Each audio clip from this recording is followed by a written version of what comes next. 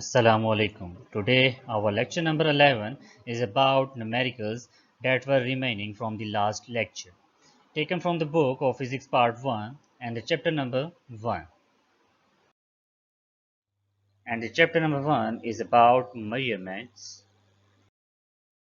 तो अब हम चलते हैं अपने न्यूमेरिकल नंबर 5 की तरफ।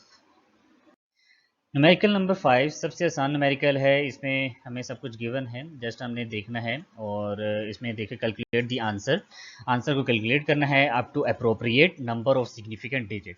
हमने आंसर को यहाँ पे कैलकुलेट करना है जो कि अप्रोप्रिएट मतलब एक फिक्स डिजिट जो कि हमारा एक एक्यूरेट आंसर दे, उस तक हमने फाइंड आउट करना है, डिजिट को कन्वर्ट करना है। जिस तरह हमने प्रीवियस एग्जांपल में न्यूमेरिकल में देखा, वहाँ पे हमने ये देखा कि हमने राउंड ऑफ किया और एक अप्रोप्रिएट सिग्निफिकेंट डिजिट्स तक हमने पहुँचे। तो यहाँ पे आपके पास दो रेशो दी गई हैं, M P over M E. तो मैस ऑफ प्रोटॉन और मैस ऑफ इलेक्ट्रॉन, ठीक है। और मैस ऑफ प्रोटॉन जो से यहाँ पे लिखा हुआ है 1.67 इंटू 10 के पावर -27। मैस ऑफ इलेक्ट्रॉन लिखा हुआ है 9.1096 इंटू 10 के पावर -31। तो दोनों को हमने क्या करना है, बेसिकली डिवाइड करना है। तो डिवाइड किया, ठीक है। कैलकुलेटर में आप जस्ट वैल्यू पुट करेंगे तो हमारे पास एक आंसर आएगा जो कि है 0.183323 इंटू 10 की पावर 4 kg, ठीक है। तो ये हमारे पास आंसर आ जाता है। यहाँ पे आप देखोगे कि हमारे पास जब डिवाइड कर दिया उसके बाद यहाँ पे हमने इसको कन्वर्ट करना है मिनिमम सिग्निफिकेंट डिजिट पे। तो यहाँ पे आप देख सकते हैं कि क्वेश्चन में मिनिमम कितने हैं, मिनिमम 2 हैं, इसके 4 हैं पॉइंट के बाद, उसके पॉइंट के बाद 2 डिजिट्स हैं। तो हमने यहाँ पे जो कन्वर्जन करनी है वो राउंड ऑफ करते हुए 2 डिजिट तक आना है पॉइंट के बाद। तो यहाँ पे 3 2 को नहीं करेगा, 2 3 को नहीं करेगा, 2 3 को 3 3 को नहीं करेगा, ठीक है। एट द एंड यहाँ पे जो आंसर बच जाता है वो आप देखोगे कि हमारे पास इसको पॉइंट को शिफ्ट भी कर दिया साथ में 1.83, ठीक है। पावर एक कम भी होगी और 83 हमारे पास जो इसका लास्ट डिजिट रिमेनिंग लिया जाता है, ठीक है। इसी तरह हमारे पास एक दिया गया है चार्ज ओवर मैस, ठीक है। तो चार्ज की वैल्यू 1.6 इंटू 10 के पावर -9 और इसी तरह 9.1096 इंटू 10 की पावर -31। दोनों को हमने फिर डिवाइड किया, फिर आंसर हमारे पास 12 आया। फिर पॉइंट को हमने शिफ्ट किया राइट की तरफ, ठीक है। राइट की तरफ पॉइंट का शिफ्ट किया, एक माइनस किया तो 11 हो गया। तो 1.756389, तो ये हमारे पास डिजिट बन जाता है। तो हमने इसको अप्रोप्रिएट, तो इसमें देखो हमारे पास अप्रोप्रिएट कौन सा है, 6, जो कि एक डिजिट है पॉइंट के बाद। इधर नीचे 4 है, ऊपर एक डिजिट है, तो ये आंसर भी हमारे पास एक डिजिट में आएगा। तो आप देखोगे इसको राउंड ऑफ करते हैं, 9 8 को किया 9 9, फिर 3 को किया 4 4 आगे नहीं करेगा, 6 को 6 आया, 6 आगे 5 को करेगा तो 6 हो गया, 6 आगे 7 को करेगा 8 हो गया। तो 1.8 आंसर आ जाता है जो कि 10 के पावर -11 आ जाता है। मैंने पहले शुरू में बताया था कि यहाँ से पॉइंट हम राइट की तरफ शिफ्ट करेंगे, एक पावर माइनस होगा, तो इसलिए 11 आ रहा है यहाँ पे, ठीक है। 1.8 इंटू 10 की पावर 11। तो ये हमारे पास अप्रोप्रिएट सिग्निफिकेंट डिजिट में हम इसको लिख सकते हैं। Now let us move toward the numerical number 6। तो अब हमारे पास जो न्यूमेरिकल्स रिमेनिंग रह गए हैं 6 और 7, ठीक है। इसमें हमने डायमेंशंस को फाइंड करना है जो कि हमारा बहुत इंपॉर्टेंट टॉपिक था। और डायमेंशंस फाइंड करना बहुत दफ़ा पेपर्स में भी आता है, इसको अपने अच्छे से समझना है यहाँ पे, ठीक है। और यहाँ पे अच्छे से देखना है। तो सबसे पहले हम इसकी स्टेटमेंट को देखते हैं। Find the dimension of Planck's constant. हमारे पास प्लैंक कांस्टेंट की डायमेंशन फाइंड करनी है, H from the formula is equal to H F, ठीक है। एच एफ गिवन है, इसका हमने डायमेंशन फाइंड करनी है। नेक्स्ट हमारे पास ग्रेविटेशन कांस्टेंट है G, from the formula F is equal to G into m1 m2 divided by R square. इसमें से हमने जी फाइंड करना है, उसकी डायमेंशन फाइंड करनी है, ठीक है। एम मैसेज हैं, आर रेडियस है, डिस्टेंस, ठीक है, जो कि आपके पास सेंटर के दरमियान में है, और एफ फोर्स है। इसके बाद हमने पार्ट ए को सॉल्व करना स्टार्ट किया जिसमें एच का हमने निकालना है। तो एच को हमने एक साइड पे कर लेना है, जो अननोन होता है वो हम एक साइड पे कर लेते हैं, जो नाउन होते हैं वो एक साइड पे करते हैं। तो अननाउन को हमने एक साइड पे किया जो कि एच इस साइड पे हो गया लेफ्ट हैंड साइड पे, और राइट हैंड साइड पे ई ओवर एफ हो गया, ठीक है। ई हमारे पास एनर्जी है, एफ फ्रिक्वेंसी है, और फ्रिक्वेंसी क्या होता है यहाँ पे मैं आपको लिख के दूँ। एनर्जी को अगर मैं यहाँ पे ड्राइव करना स्टार्ट करूँ तो एनर्जी हमारे पास वर्क डन ही होता है, ठीक है। तो वर्क डन हमारे पास क्या होता है, एफ और डी, इन दोनों का प्रोडक्ट होता है। तो एफ का हमने बेसिकली, मैंने आपको कहा भी था, इसको आपने याद भी करना है, ठीक है। प्रीवियस लेक्चर्स आप जब डायमेंशन के देखेंगे, तो अगर नहीं देखे तो आप वहाँ पे देख सकते हैं कि हमने एफ की डायमेंशन वहाँ पे लिखी हुई थी और फाइंड करना भी सीखी थी।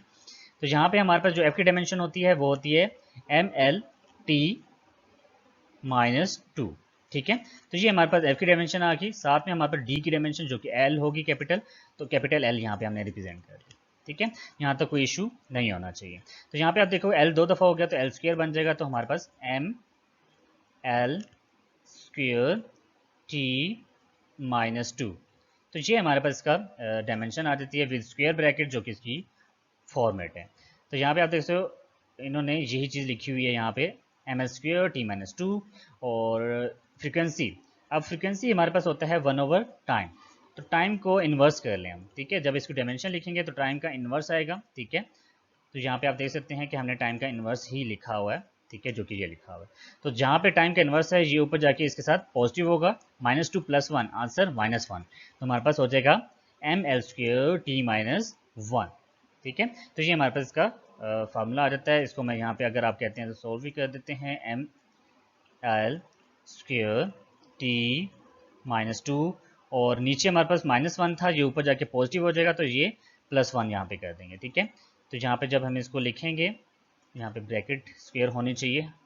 ठीक है, और जब जहाँ पे हम लिखेंगे तो ये हमारे पास प्लस था और 1 था, तो जब इसको लिखेंगे एम एल स्क्वायर टी -1, तो ये हमारे पास एक प्लैंक्स कांस्टेंट की डायमेंशन आ जाती है जो कि यहाँ पे हमने लिखी हुई है, तो ये हमने देखनी है। ठीक है, नेक्स्ट हमने जी की देखनी है और जी का फार्मूला हमने यहाँ से ड्राइव किया। ठीक है, यहाँ पे आप देख सकते हैं इस फार्मूले में से यहाँ पे m जो है ऊपर है तो दूसरी साइड पे जाके नीचे डिवाइड हो जाएगा, और यहाँ पे आर स्क्वायर जो नीचे है ये एफ के साथ जाके मल्टीप्लाई हो जाएगा, तो हमारे पास फार्मूला बन जाता है G is equal to F R square divide by M square.